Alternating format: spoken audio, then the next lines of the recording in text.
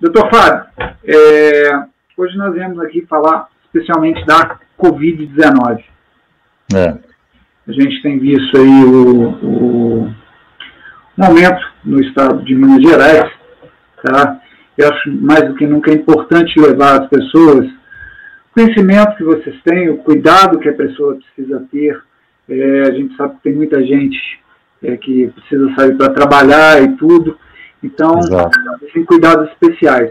Eu acho que a primeira coisa que eu gostaria de perguntar ao senhor é o seguinte: existe algum grupo que pode ser chamado de um grupo de risco, não um grupo de risco de pegar a doença, mas um grupo de risco se pega a Covid-19?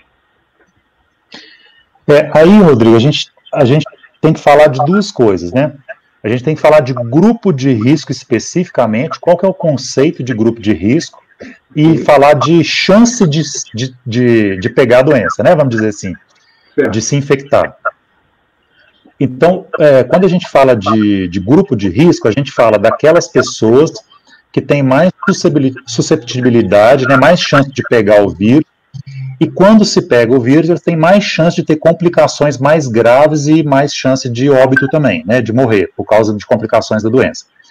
Esses grupos de risco são basicamente, quando fala de idosos, né, e aí eu vou abrir um parênteses para idosos.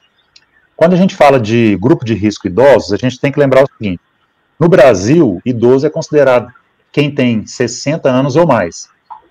Porém, a gente sabe que de 60 anos até 100 anos, que hoje a gente tem muitos pacientes centenários, né, são várias décadas aí. Então, o idoso, ele é uma faixa etária aí muito heterogênea. Os idosos não são todos iguais, são muito diferentes um do outro. E aí é importante a gente falar o seguinte: existe idoso de 61 anos, que está totalmente comprometido numa cama, teve uma sequela de um derrame, de um AVC, precisa de alimento na boca, ou até precisa de uma sonda, e tem idoso de 82 anos, 83 anos, né, como exemplo aí, que é maratonista, que faz atividade física e tem a vida como a gente, ele é totalmente independente. Então isso é muito diferente, né? Da mesma forma que você tem dois idosos com a mesma idade, por exemplo, 80 anos, um já está em fase final de vida, acamado, com uma doença grave, e o outro pratica esportes e faz tudo da vida dele, né? Inclusive às vezes até trabalha. Então existe uma diferença muito grande nesse grupo de risco de idosos, né? É importante falar isso, senão a gente não pode tratar um idoso que é totalmente independente como um acamado. Por que eu estou falando isso? Porque quanto mais vão somando os fatores, mais chance da pessoa de ser infectada, né, por causa da fragilidade, e mais chance dela ter consequências graves. Então, por exemplo, o idoso é um dos pontos, mas só a idade, isso não é suficiente para falar que ele é o grupo de risco, é mais grave e tudo. Não é. Além dos idosos, a gente tem vários outros grupos de risco, né? A gente tem aí pacientes imunossuprimidos, que têm a defesa baixa, né? Pacientes que têm por alguma doença, por exemplo, a HIV/AIDS, tem a imunidade mais baixa, principalmente se não tiver controlado aí a carga viral e os glóbulos de defesa nele, né? CD4, CD8. E além disso, a gente tem aí também pacientes que têm diabetes, pressão alta, um paciente que tem uma doença pulmonar obstrutiva crônica, que é aquele paciente que mexeu com muito fogão a lenha, que fumou durante muitos anos e já tem um pulmão comprometido, asmáticos, principalmente quem tem asma grave. Então são vários grupos aí, paciente que tem câncer também, né? Principalmente na época que faz quimioterapia, que a imunidade abaixa muito.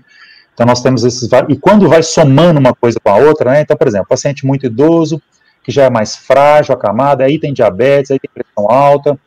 E então, quanto mais fatores somados, mais vulnerável, né, mais frágil esse paciente diante de uma condição infecciosa, por exemplo, como a Covid, né.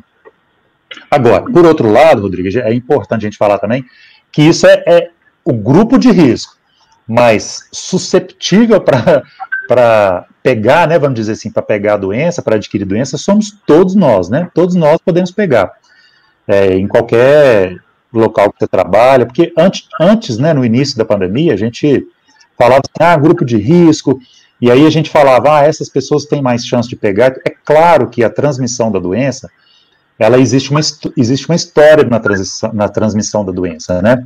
Quanto maior a exposição, quanto maior vírus aquela pessoa tem, quanto mais tempo você passar com essa pessoa, quanto mais frágil você for, vai se somando, maior a chance de você adquirir a doença, né, de alguém transmitir para você. Agora, hoje a gente sabe, né, Audrey, que qualquer lugar que você for, a gente está sujeito a adquirir essa doença, né? Então, se você sai para trabalhar, claro, você precisa de trabalhar, a gente sabe, a gente não vai ser hipócrita aqui, porque eu, por exemplo, saio todos os dias para trabalhar, eu preciso de trabalhar, pessoal da segurança, pessoal da saúde, outros funcionários também que precisam fazer esse deslocamento de casa, né? Então, a gente sabe disso, mas claro que todo mundo, a partir do momento que você está sem proteção, sem máscara e sem os cuidados, mesmo tendo os cuidados, a gente está sujeito a se contaminar, mas todo mundo pode se contaminar.